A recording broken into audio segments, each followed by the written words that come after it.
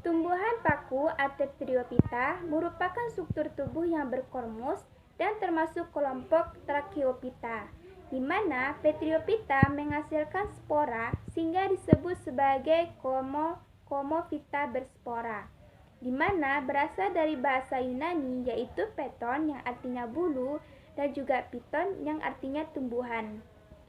Ciri-ciri dari Triophyta ini memiliki daun muda yang menggulung. Sedangkan dia juga mengalami siklus hidup yang metagenesis, yang ada gametofit dan ada juga yang sporofit.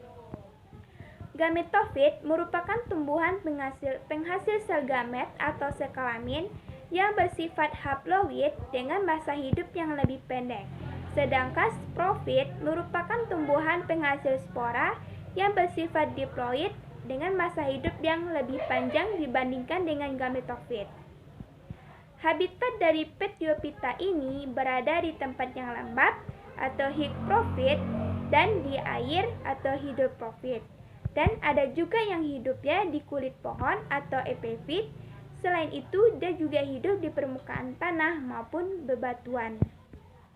Secara umum, Triophyta ini memiliki akar berupa serabut, dengan batang yang memiliki jaringan pembuluhan angkut, xilem dan floem, serta batangnya bercabang, berkayu, dan juga berbulu, serta memiliki bentuk yang disebut dengan rizom. Triophyta ini umumnya berdaun, namun ada juga yang tidak berdaun yang disebut dengan paku telanjang. Berdasarkan ukurannya, Triophyta ini ada yang makrofil dan ada juga yang mikrofil, di mana makrofil memiliki daun yang berukuran besar yang terdiri atas jaringan pembuluh bercabang, sedangkan mikrofil memiliki daun yang berukuran kecil yang terdiri atas satu untayan jaringan pembuluh. Berdasarkan fungsinya, Triophyta ini ada yang tropofil dan ada juga yang sporofil, di mana tropofil adalah daun yang berfungsi untuk menghasilkan fotosintesis dan tidak terdapatnya spora atau daun steril. Sedangkan sporofil yaitu daun yang berfungsi untuk menghasilkan spora atau disebut dengan daun fertil. Selain itu, ciri dari paku Triophyta ini, sporanya dihasilkan di dalam sporangium atau kotak spora yang terdapat anulus, yaitu sejumlah sel penutup yang berdinding tebal dan membentuk cincin. Jika sporangiumnya kering, maka anulus akan membuka dan menyebarkan spora, sehingga sporangium terkumpul dalam bentuk sorus, sinongium, dan stribolus.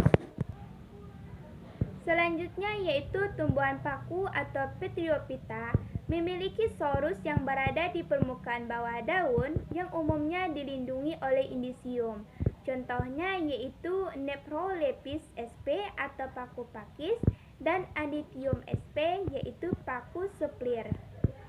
Dan sinangium yang terletak di ketiak daun, contohnya yaitu Physelotum sp atau paku purba, serta Strobilus yang berbentuk kerucut di ujung-ujung batang, yang contohnya yaitu Lycodium sp atau paku kawat.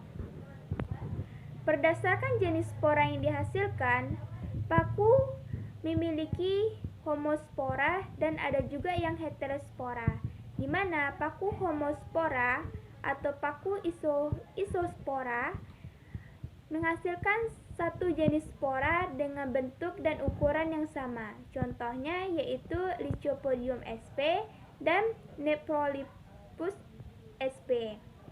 Kita menghasilkan paku peralihan, di mana menghasilkan spora dengan bentuk yang sama tetapi jenisnya yang berbeda. Contohnya yaitu paku ekor kuda. Selanjutnya yaitu kita beralih kepada reproduksi Triophyta, di mana reproduksi Triophyta yaitu ada reproduksi seksual dan ada juga yang bereproduksi aseksual.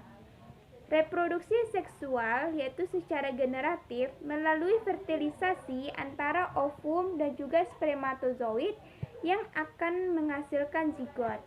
Sedangkan reproduksi aseksual atau vegetatif melalui pembentukan spora di dalam sporangium yang menggunakan rizom yang membentuk tunas-tunas tumbuhan paku yang berkoloni.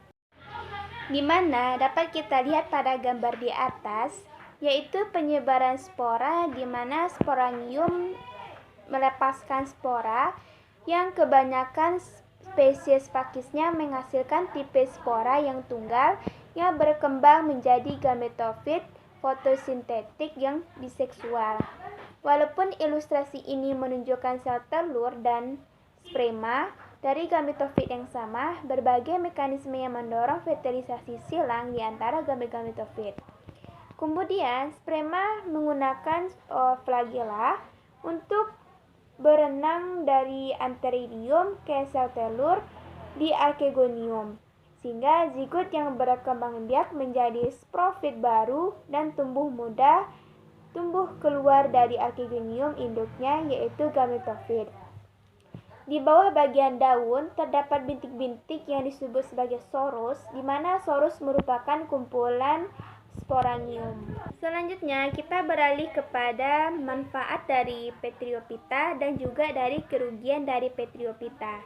Di mana manfaat dari Petryophyta ini yaitu bisa untuk pupuk hijau seperti tanaman azolla yang bersimbiosis dengan Anibera axola. Selain itu, dia digunakan sebagai tanaman hias seperti paku sejenis Selaginella, Platyherum, dan Anilianthum, dan juga Aspergillium, di mana dia juga digunakan sebagai bahan campuran obat herbal seperti paku Lycopodium. Dan ada juga paku yang bisa dimanfaatkan untuk sayuran seperti paku pakis dan semanggi. Selain itu, Petryophyta digunakan sebagai pembersih atau penggosok seperti paku ekor kuda karena mengandung silikon dioksida, sehingga dia juga digunakan sebagai penjaga kesehatan mata karena paku mengandung vitamin A dan pakis yang berperan menjaga kelembaban mata. Kemudian, dia bermanfaat untuk meningkatkan daya tahan tubuh karena mengandung vitamin C di dalam pakis yang membuatnya bisa digunakan untuk menghasilkan imun tubuh. Kemudian dia juga digunakan sebagai meningkatkan produk sel darah merah. Dan kerugian dari Petryophyta ini di mana tanaman pakunya liar tumbuh sebagai gulma di sela-sela tanaman pertanian. Dan Petridium aculinum ini atau paku Garuda adalah bersifat beracun karena mengandung beta-glucosida yang berdampak berbahaya jika dari mengkonsumsinya tumbuhan ini dan mengakibatkan penyakit sejenis penyakit kanker perut. Baiklah, mungkin hanya sampai di sini pembahasan kita tentang tumbuhan paku atau Petryophyta. Atas kekurangannya, mohon maaf. Assalamualaikum warahmatullahi wabarakatuh.